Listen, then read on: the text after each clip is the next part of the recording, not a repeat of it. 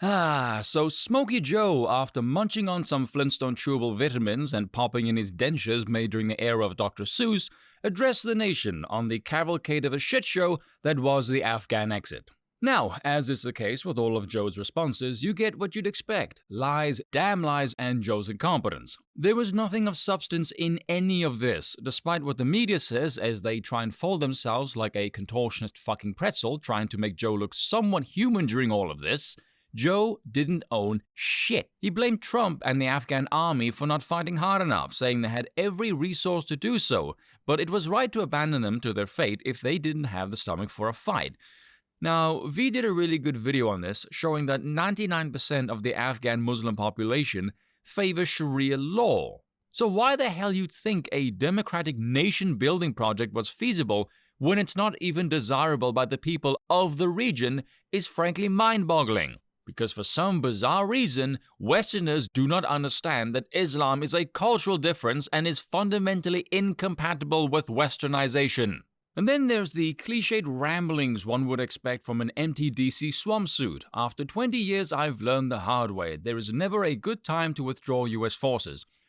First off, Joe, no one believes that. You don't even remember what you did 20 minutes ago, let alone learned 20 years ago. Hell, if it wasn't for the teleprompter you're reading from or the notes you'd smuggle in, you won't remember what you even said 20 seconds ago. Saying they plan for every contingency. Looking at the scenes and the thousands of people stranded there with no guarantee of getting them out of there, that's a bold-faced fucking lie. According to the Pentagon, only 165 Americans in the last 24 hours have been evacuated.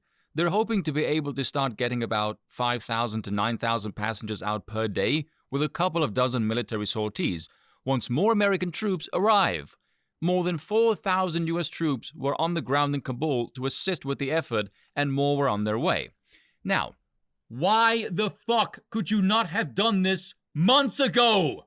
This is an embarrassing level of incompetence. An Afghan veteran, Matt Zeller, was none too pleased with Joe's response, calling out the BS from this administration, saying they had months of planning to get people out of there. They were told for years how to conduct this properly, and they didn't listen. They did absolutely nothing. They were more concerned with the optics of a chaotic evacuation, which they now got, rather than just getting people the hell out. And now, how dare he blame the Afghan army for not fighting when they lacked the resources to do so, seeing as the Afghan army would take more casualties in a year than the US would take in 20. Oh, but the US will lead with international influence, diplomacy, and humanitarian aid. The objective of Afghanistan was never nation-building. This is coming from a guy who said in 2003, speaking to the Senate Foreign Relations Committee, in some parts of the administration, nation-building is still a dirty phrase, but the alternative to nation-building is chaos, a chaos that churns out bloodthirsty warlords,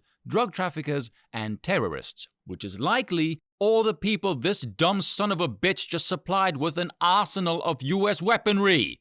What international influence do you have right now exactly? This guy hasn't spoken to any world leaders since this shit show happened.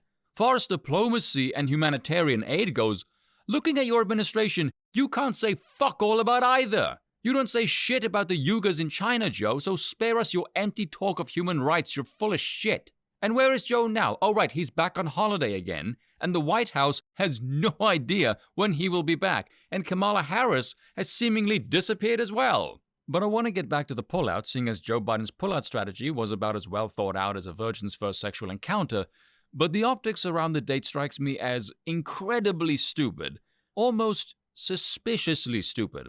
I know Stick said it's because Joe has a massive ego and he doesn't want Trump to get the glory. I may agree with the first part, I'm a bit iffy on the second. Far as I'm concerned, and this is just my take, there are 4 scenarios across 2 reactions.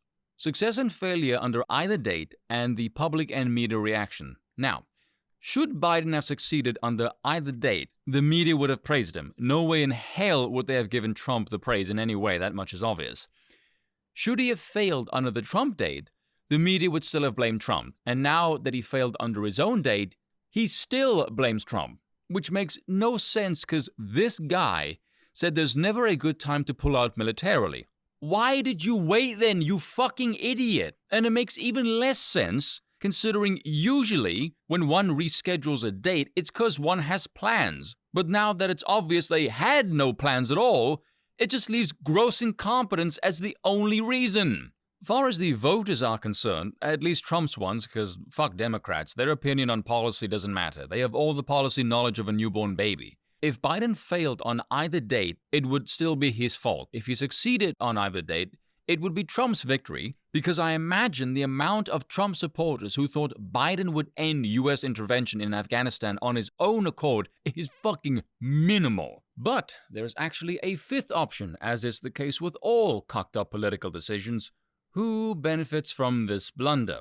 Oh yeah, China. Because it turns out China was in favor of the Taliban taking over, looking forward to aid them in restructure and development, and the Taliban hoping for big Chinese investment as soon as possible. And you know China is not going to give a fuck about any human rights being violated at all, seeing as they do it with their own people. They're not going to care about the Afghans. Nope, they want the rare metals the region has, and I'll bet the opium and heroin trade is being eyed very favorably as well. And would Beijing Biden destroy US forces, international reputation, and flood the US with Afghan people, so chaos at home, and give a wink and a nod to Xi Jinping that the US will do fuck all should China go for the jugular and invade Taiwan?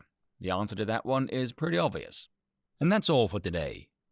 Until next time.